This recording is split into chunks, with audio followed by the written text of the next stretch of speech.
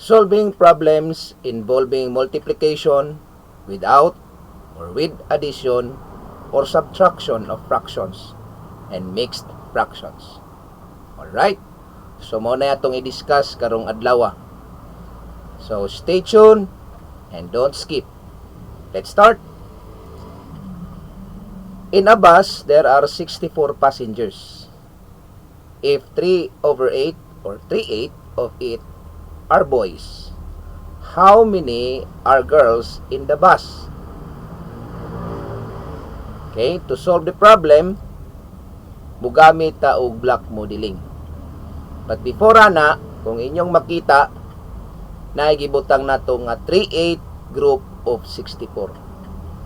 Ang 3/8 group of 64 is mao na siya ang 64 passengers, then 3/8 of it are boys. So meaning, at first, mubuhat ta og multiplication. At since ang atong gamiton is block modeling, so magsugod ta og one whole area. Right? Then from the fraction 3/8, it emphasize nga mag-divide or i-divide nato ang one whole area into 8 equal parts. Okay? 3, 4, 5, 6, 7, and 8 equal parts. Then, kaning green na shaded region, mao na nga to ang 3/8 group sa boys. Tapos, ang kining 5, kita na to, mao na siya ang 5/8, kay 5 man siya ka box nga para sa girls.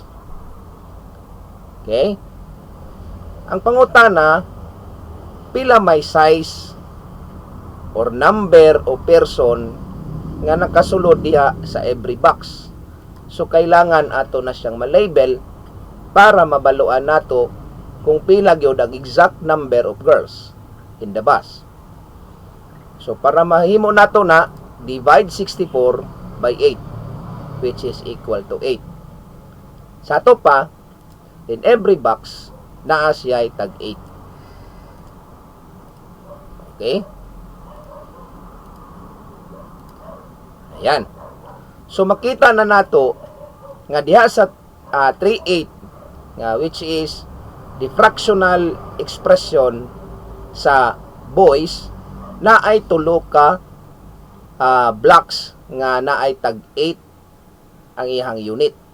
So, therefore, i-multiply nato na ang 3 box or blocks sa 8, that is 24. Sa to pa, there are 24 boys out of 64 passengers. Okay?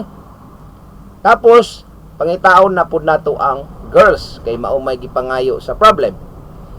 To get that, kay naamantay 5 ka blocks diha nga naka-red ang color, so multiply 5 by 8, that is equal to 40. And that is the number of girls in the bus. There are 40 girls in the bus. Okay? Very easy, di ba? Sayon ra kayo. Now, next na tong solution is the multiple steps. Kining multiple steps is we are going to use the algorithm. So, pag magamit ng algorithm, basically, kailangan mag-start ta sa number sentence. So, ang number sentence na to is 64 minus the product of 3/8 by 64 is equal to n. Ang n na to diya is the number of girls. Okay? So, rewriting the number sentence and then gamit ang PEMDAS, isolve na to daan ang expression or statement nga nasulod sa parentheses, which is 3/8 times 64, and that is equal to 198 over 8 is equal to 24. The question is, giunsa na to pag-derive ang 192 over 8? We just simply multiply the numerator nga 3 by 64. So that is 192. And then copy the denominator, which is 8.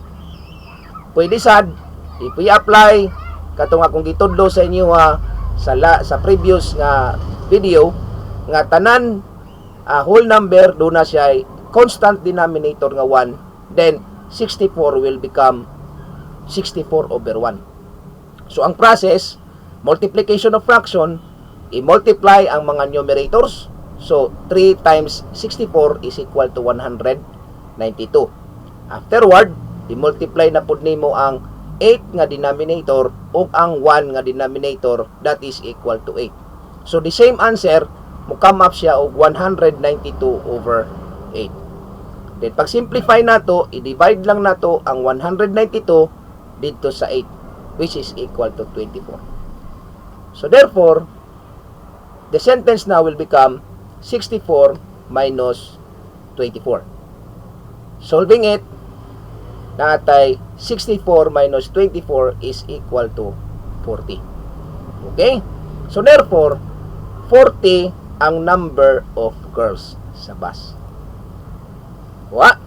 So kung sa ato pa makaingon ta, if there are 24 boys out of 64 passengers, therefore 40 of it are girls. Okay? Diba no? Kuha kayo? So to end the discussion, let me give you this message. Mathematics may not teach us how to add love or minus hate, but it gives us every reason to hope that every problem has a solution. As you can see, in one particular problem, we solved it in 2 different ways. Alright? So, keep it up, keep on studying, and if you like this video, don't forget to subscribe and hit the notification bell. Bye-bye!